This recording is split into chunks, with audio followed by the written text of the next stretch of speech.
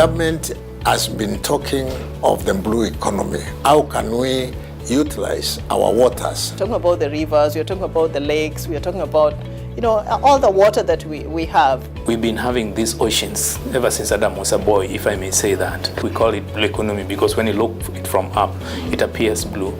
How do we harness the ocean for sustainable development? We have peculiar land issues in Kenya.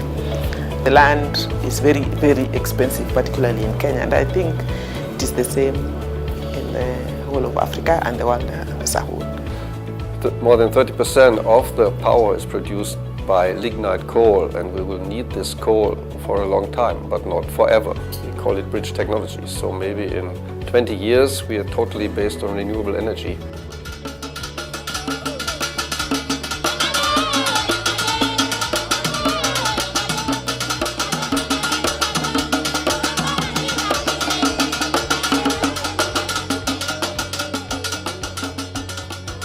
A lot of the projects that are carried out in marine, whether the structures, whether it is vessels moving or transportation, power generation, many of the things that we're discussing today, ultimately, at the time the infrastructure is being developed, there will be an engineer involved. We have technologies that have come in that can actually enable the blue economy.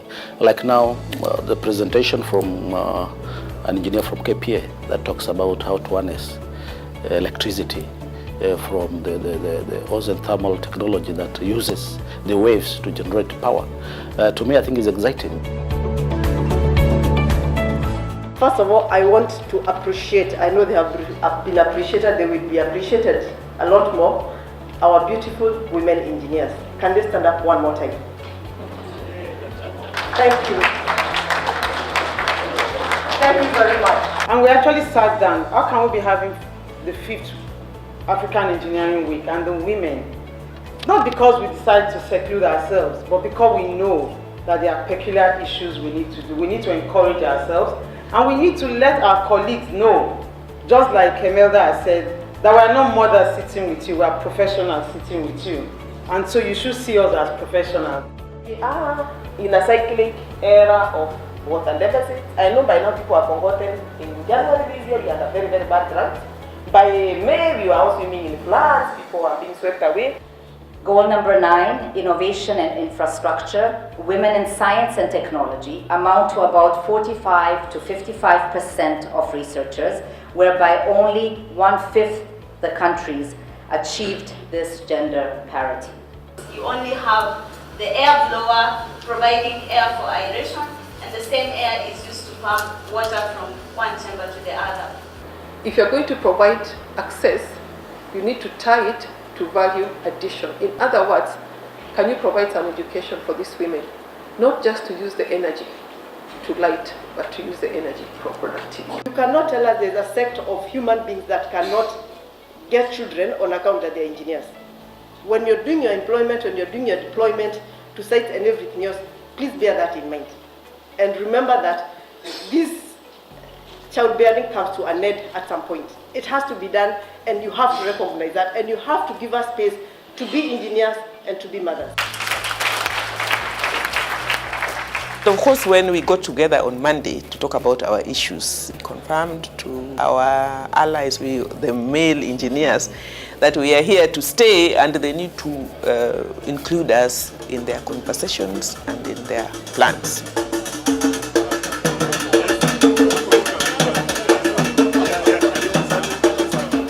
Yes, we are the engineers. These are your engineers, and we are offering you service. We have a standing claim that engineers in this country seem to be being sidelined, and we don't know for whatever reason.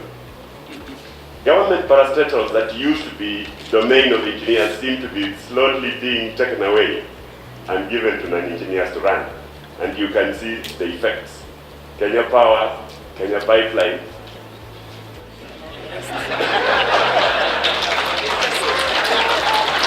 And the list is long. The government will roll out a competency-based framework that is capacity building and training on maritime trade to enable Kenya to tap into the trade and investment potential of the blue economy. The government will therefore continue to put in place measures for the development of the engineering profession. Our ministry will welcome and implement policy recommendations emanating from this conference, and in particular geared towards the development of our blue economy under the Vision 2030. With those many remarks, I now declare the UNESCO 5th Africa Engineering Week officially open.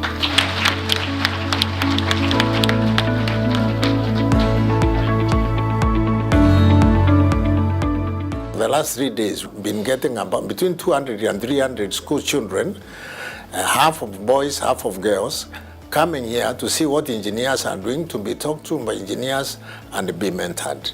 We are putting a lot of emphasis on the students.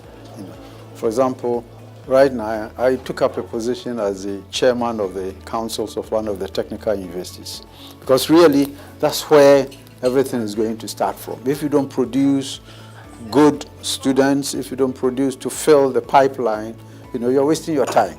Okay? But if you set up an institution which trains, the up and coming, make sure that by the time they are done, they become much more competent, much more competitive on the global level, then we are doing something.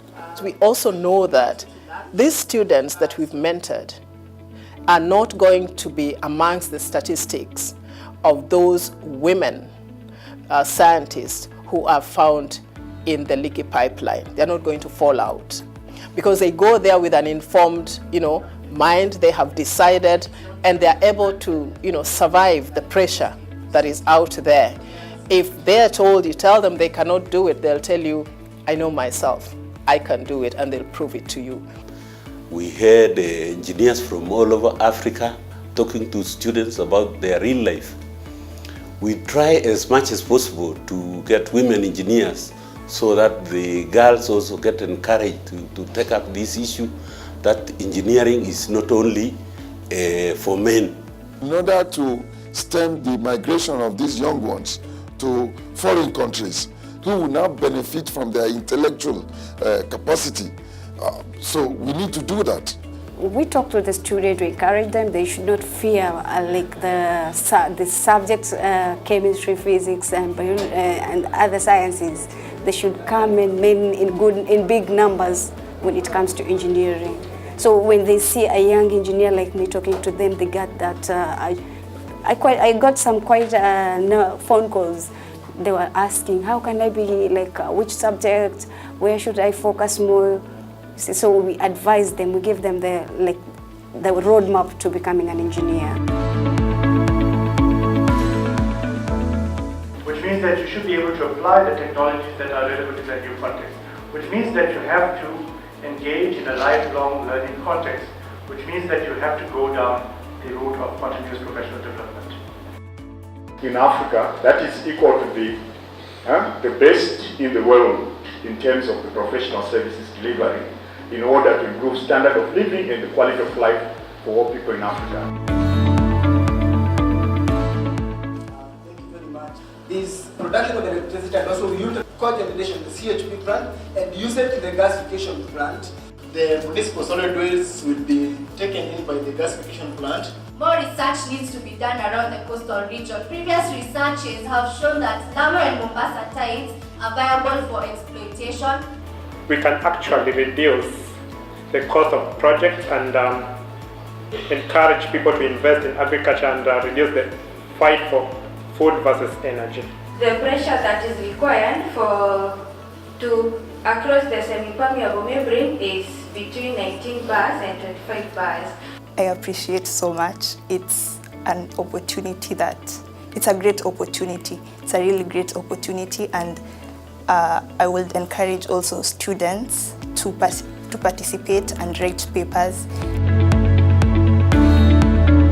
It's very clear to us engineers that without involvement of engineers, the President's Big Four agenda is going nowhere. It cannot be delivered in a timely manner. The message to the government, we are on the right track. We develop the engineering profession and any other science, aquatic, that goes to this blue economy, and then we'll be home and dry. the level of participation of us engineers can certainly be improved. There's no way we can talk of engineering if we just talk to ourselves alone. We have to get in contact with the policy makers. Why? Because development is about engineering. And you have to have people who understand it, being at the policy level, being at the decision level. I see an enthusiasm in what we are trying to do in Africa, that is cooperation and collaboration in engineering infrastructure provision for the whole of Africa. We want a system where all the professional developments, the legislation, and even it will go further to the engineering education in the region is run along the same line. There is a lot of progress being recorded, over the previous African engineering conferences we have been having. Today, there were at least 17 nationals and over 65, participants from other parts of the world. Countries develop a forum like this, just take the notes of the forum and give it to the government, and government notes this, it will work on it. It was very exciting to learn from you. So I give my input, but I got a lot of output from you, and that was very interesting. I must say, if it is possible, to congratulate myself for making decision to accept the invitation, because I've gained a lot. The papers have been very robust and very illuminating and quite knowledge-based. So my take home is, it's a reflection. One of the major insights that we can have, Africa produce most of our energy from our water bodies. The conference was very successful. Previous chairman of the Institution of Engineers, many of them have told us that when they have done this type of conferences previously, the last 24 of them, they have hardly gotten more than 300 delegates. In our conference, we got more than 800. Many African countries, but we have delegates from Europe, we have delegates from South America, and we have delegates from Middle East and from Asia. The best opportunity to endeavor in engineering field with the best conference ever.